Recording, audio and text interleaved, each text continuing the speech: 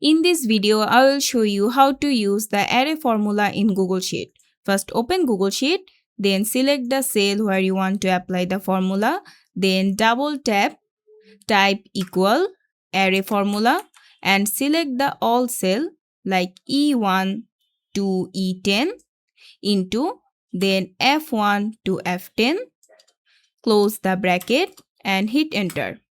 As you can see, the result are appear. You can also apply the another formula to make the same result.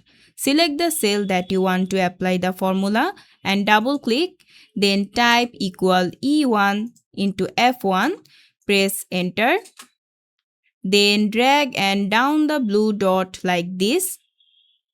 As you can see, the both result are same. And that is how you can use the array formula in Google Sheet. I hope this video is helpful. If it was, please give it a thumbs up and don't forget to subscribe.